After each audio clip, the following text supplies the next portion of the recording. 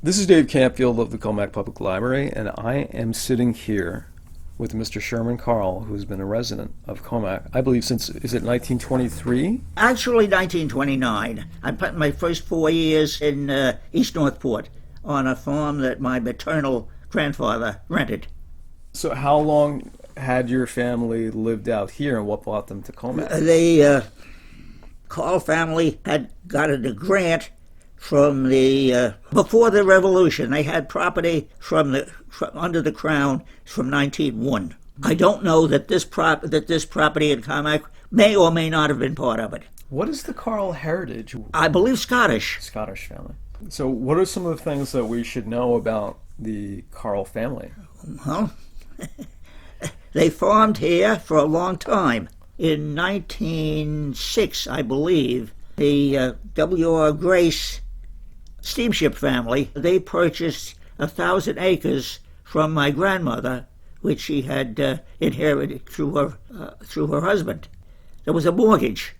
So, through the Depression years and so forth, there was twice a year a check from the Grace mortgage, which made the family wealthy. This house in which we're sitting probably was built with money from the Grace mortgage. You moved into this house 29. That's when it was built. This has been the only family that's lived in this house. That's correct. Now, Well, of course, it had been rented out for as to tenants in the 40s and 50s. I see. So while you were living here, or were you away Oh, in at that another point? house. There were other houses on the property. Oh, I see. Did your family know the Burrs, the Morelands, or any of the other Oh, yes. Yeah. founders? Well, in a small town, everybody knows everybody. Right. Right. And the Burrs were by far the most famous. They had valuable horses.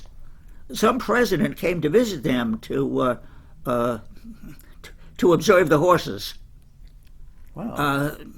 There's a sign, a historic marker on Burr Street explaining this. South side of Burr Street, about two-thirds of the way east from Lockfield. Do you remember first moving in here? Yes, particularly because the house and farm that my maternal grandfather rented in East Northport was not wired, so it had kerosene and candles. Right. And moving in here, it was just amazing at how bright the lights were. Right. Were you one of the first families that had electric lights? And Well, during the World War I, there was a military aircraft training field near the Jericho Turnpike at Lockfield. I believe there's a marker that says there was a plane crash there in 1919. So yeah, I know the area that you're referring to. Right. In any case, the Army brought electricity from Northport to Brindley Field. And in 1919, I'm told, the farm operation was dependent on a gasoline engine to pump water. And my father was sick in bed, so to speak, but he was the only one who could start the engine. So they decided at that point they needed electricity. So they contracted with the power company to bring power south on COMMACK Road as far as the Carll Farm, which was wired in 1920. I have one of the original 1920 light bulbs. Do you? Right. Do you? So that brought electricity here. That was already here in 1929 when this was built. Well, you mentioned your father. Were your parents farmers, or what? Yes, farm. Right. Farming. What kind of equipment was being used on the farm at that point? Plowing takes a lot of energy. It's very hard and slow with horses. So when tractors became available, they made plowing a lot different. The tractors and the Model T Ford changed things drastically. And they came out around the same time? The Model T Ford was introduced in 1909, and the last ones were produced in 1926. During that time, a lot of things changed and a lot of things remained the same. The self-starter was added in 1919. You could buy it with or without more money if you got the starter. Right. Do you remember around how many farm hands or people working with your dad there was at that point? Generally, it was two hired men. Just two, and between the family? Well, of course, And the family, in a farm family, everybody, It's working. I had the privilege of attending split session high school. So we started early in the morning. I was home by 2 p.m. I wasn't forced into this.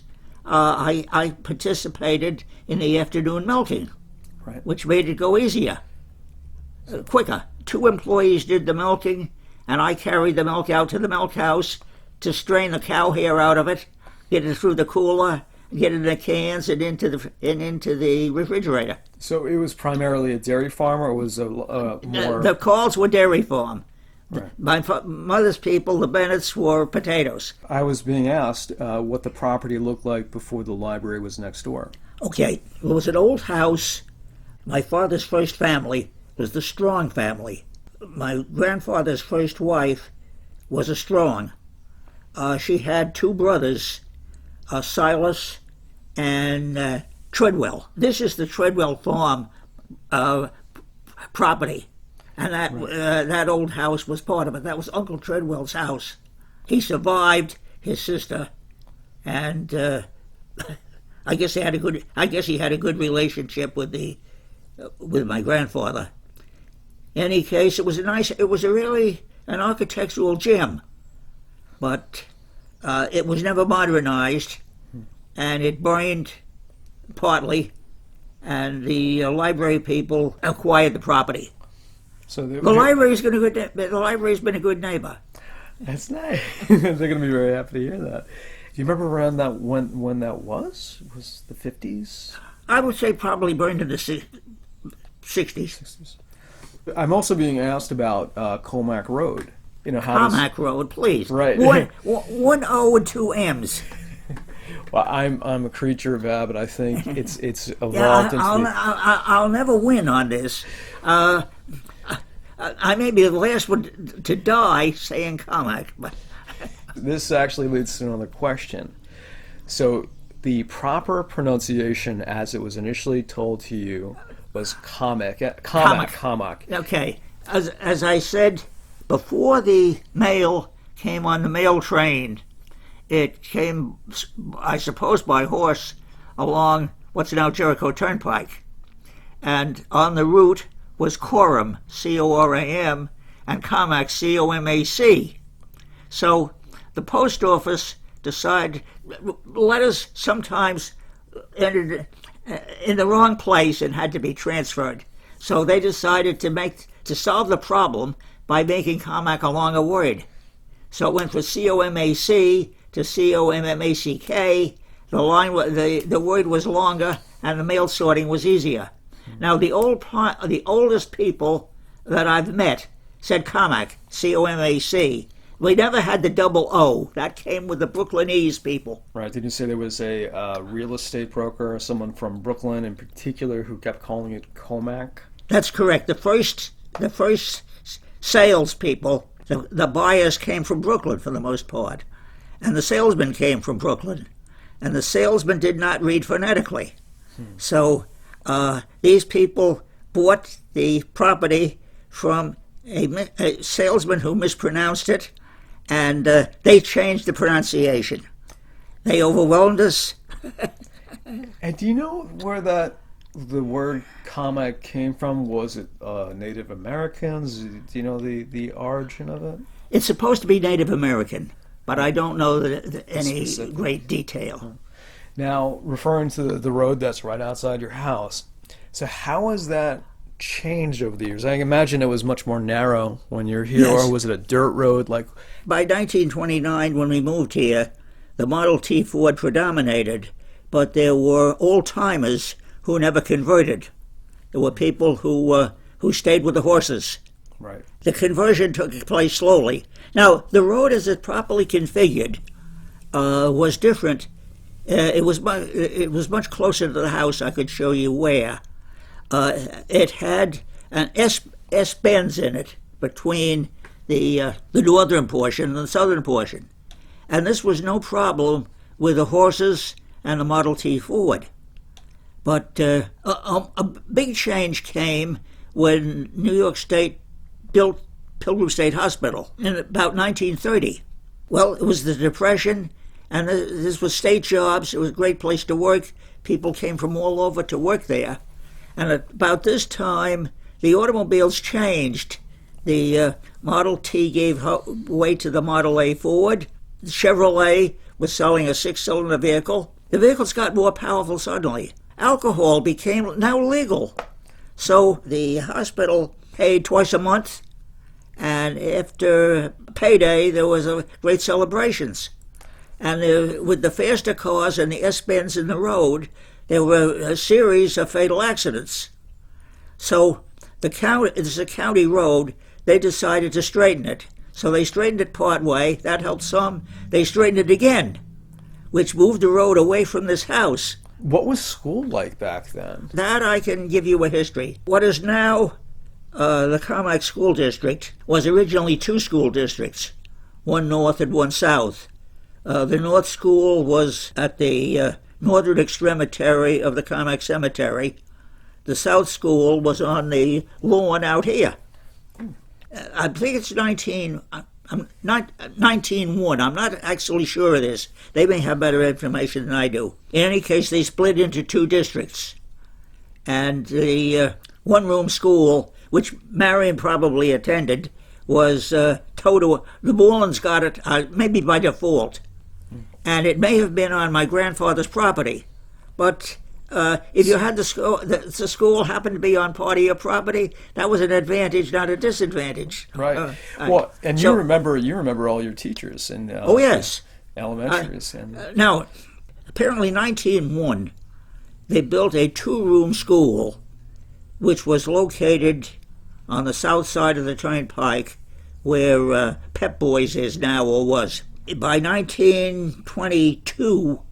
They felt that was obsolete, so they built a brick 4-room school on that location, and the 2-room school was moved across Jericho Turnpike to the place where the fire department is now.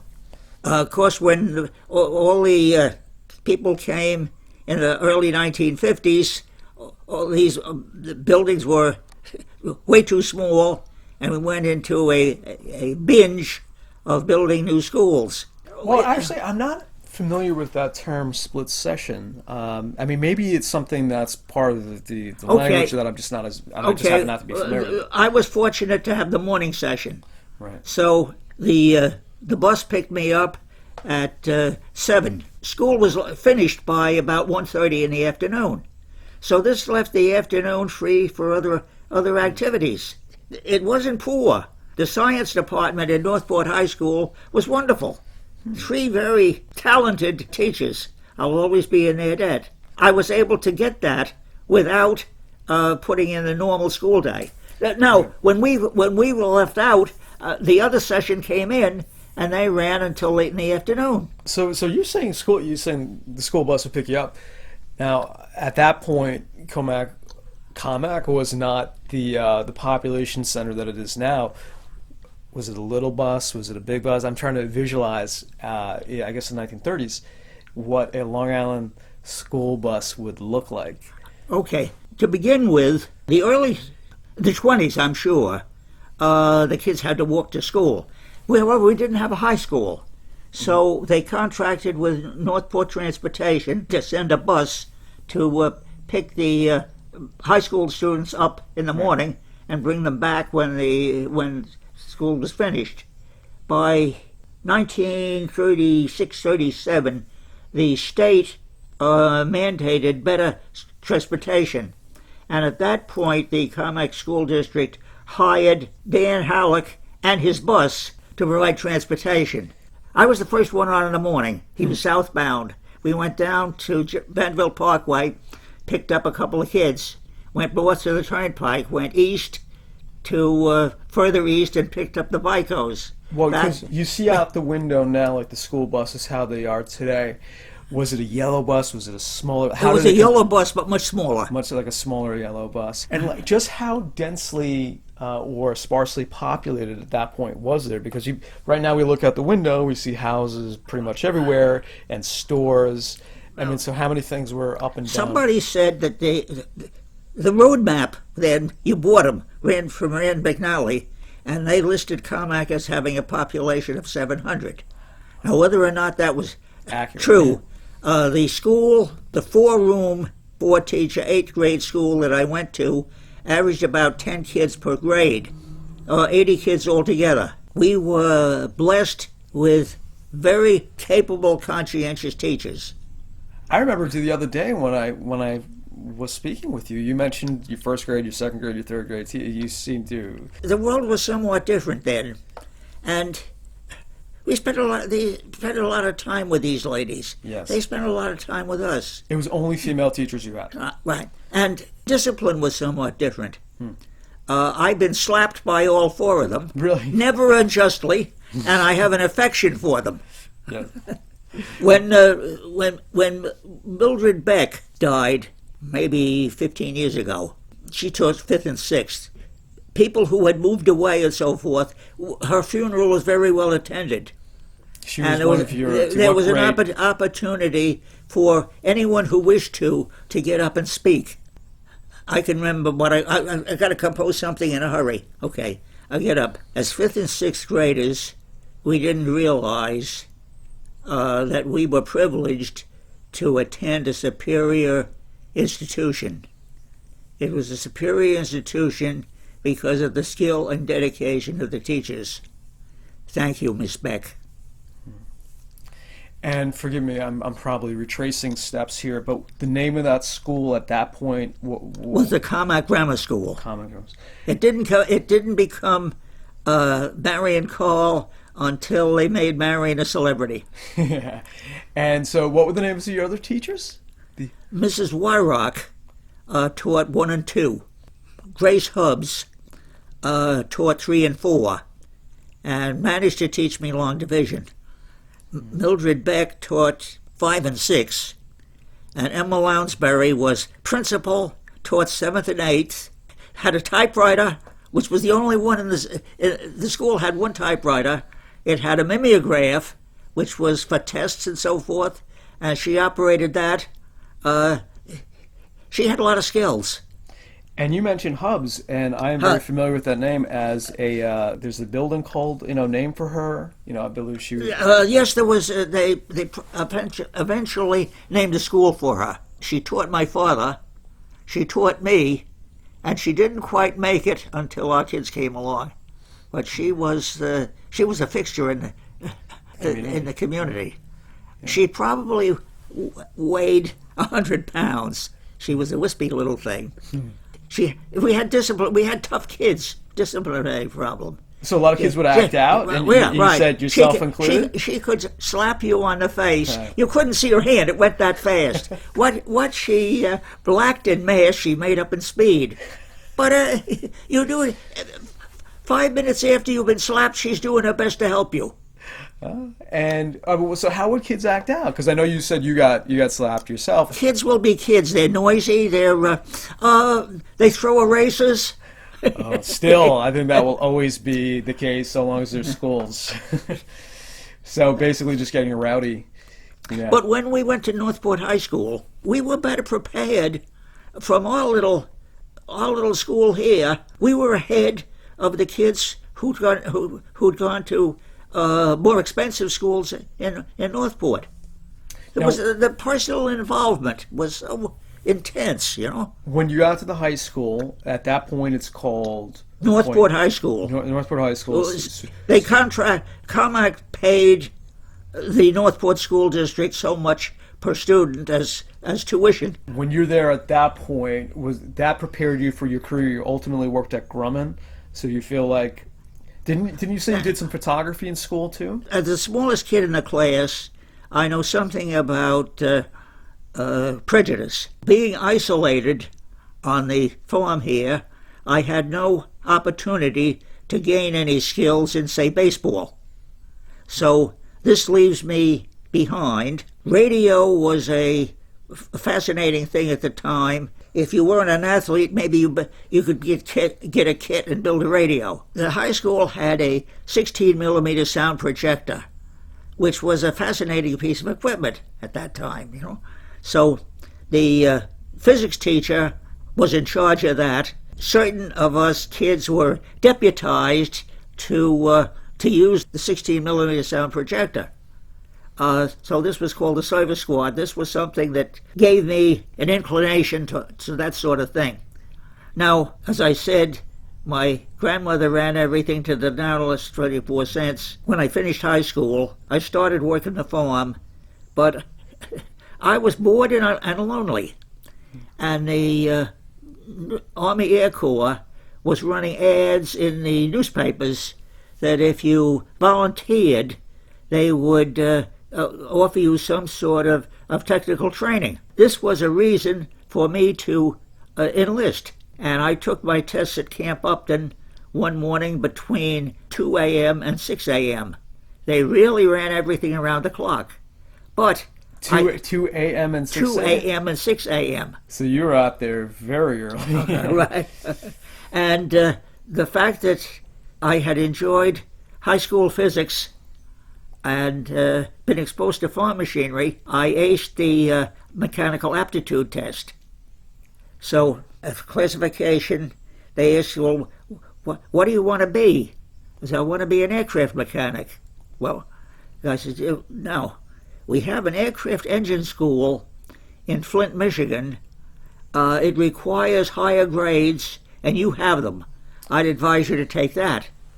So, overnight, on the railroad to Flint, Michigan, and Buick was building Pratt & Whitney, under license, building Pratt & Whitney engines for B-24s.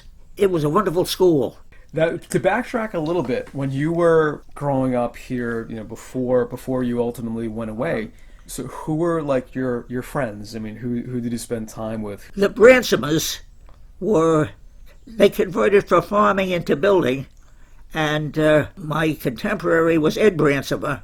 His great-grandfather built this house. They went from building eventually into plumbing. So there's Ed Bransomer married Natalie Frankie. She was a student nurse, which Ed met at Central Islip. We dated the student nurses.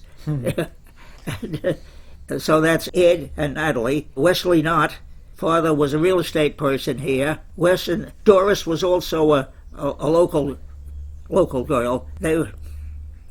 That's two of them. I was fortunate enough to meet Pat Gebhard from Brooklyn. So the six of us were kind of a group. Unfortunately, all the other five are dead. This is off the subject. The Central Islip State Hospital had a school of nursing. Students from other schools came for a 2 or 3 month period to learn something to do with psychiatric nursing. So here's these two buildings full of student nurses, far from home, many of them beautiful. We know their habits. They've been coached by their friends what to expect from us, and we know what train they'll be on Sunday night. So one guy with a car lets them get off the train and start walking south toward the hospital. Now they're set up in groups of 4. So we offer them a ride. Well, there's one of the guy in the car, there's 4 of them, they're perfectly safe.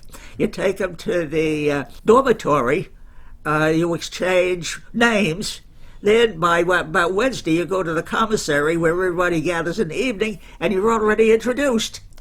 Right. I know 3 guys who married girls they met there in student, and all 3 were good marriages. You said that the farmers out here only had sons. For some reason, I don't know why. When this group of nurses come in, it's your opportunity to meet to meet the girls. What was your first car?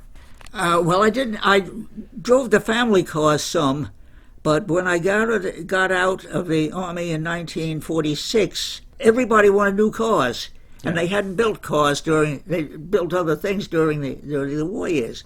So if you wanted a new car, you had to pay money under the table. And the barn that went to do with Uncle Treadwell's house was my grandfather Bennett's last Model T, abandoned because it was slow and shabby. We towed it back out with a tractor,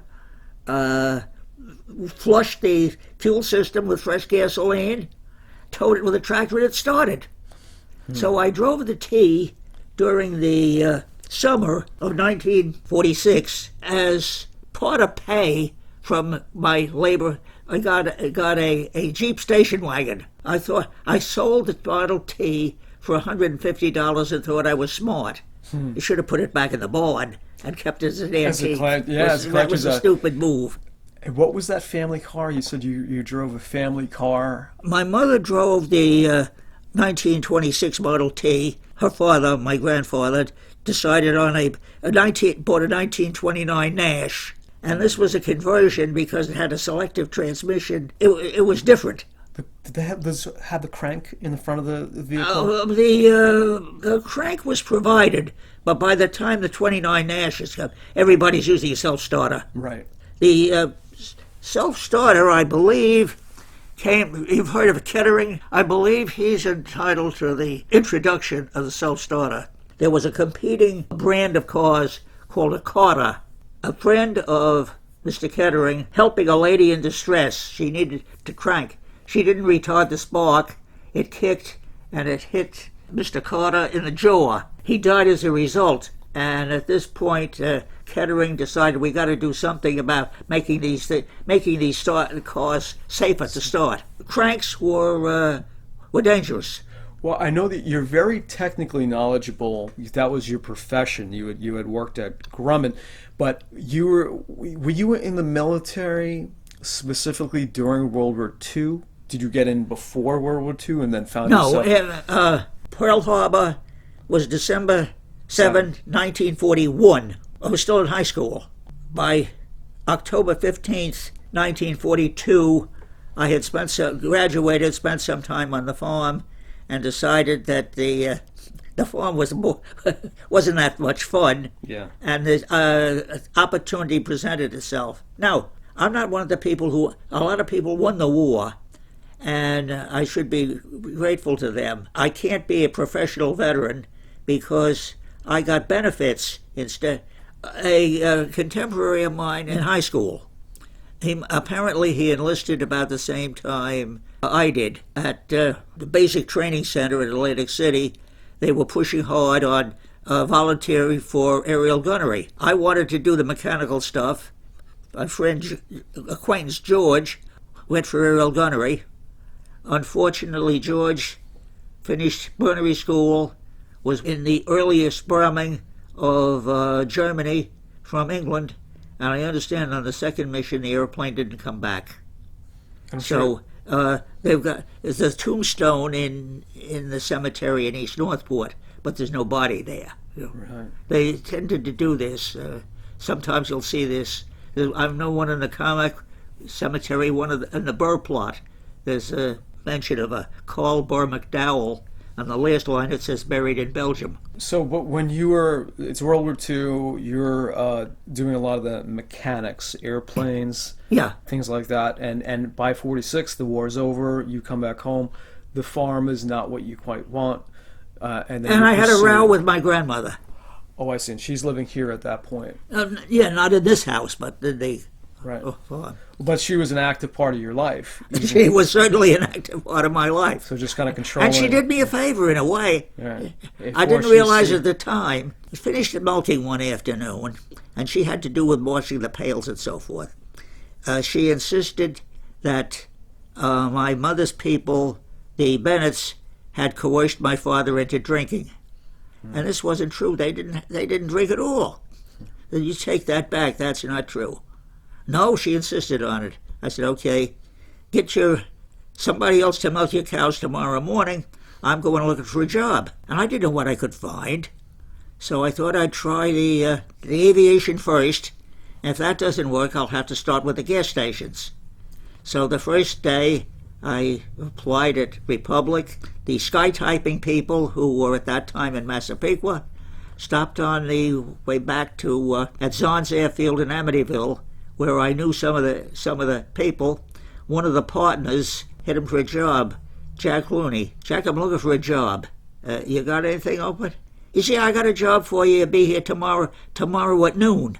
So I worked with them for almost a year. At that point, we had that tough winter of 47, 48. The ace mechanic for Zon Hoffman Looney was my mentor. He said, I can't stay here another winter. I got to go. He said, go over to Grumman on your day off and apply. I hear they're hiring a few. So I went over to Grumman, to the employment office. The guy interviewing me, personnel director, I did not know at that time that Grumman's F4F used the Pratt & Whitney 1830 engine. So he reaches back over his shoulder, and he's got a tech order for the Pratt & Whitney 1830. So he opens it. I can't see it. He said, would you happen to know what cylinders the master rods are in? I said, yes, they're 5 and 12. Well, I had the job. So it's your education in the military and at that first job that prepared you for Grumman. Yeah. And how long were you ultimately at Grumman for? 30 and 1/4 years. All right, so you've seen the evolution of a lot of mechanics, machinery. Was your experience at Grumman a good one? Oh, yes. Yes. Grumman treated me well. What was your focus, like when you were at Grumman, like machine Well, engines? engine department. The fuel system goes with the engine department. We buy the engine, but the fuel system we have to put together. So I was a gasoline plumber.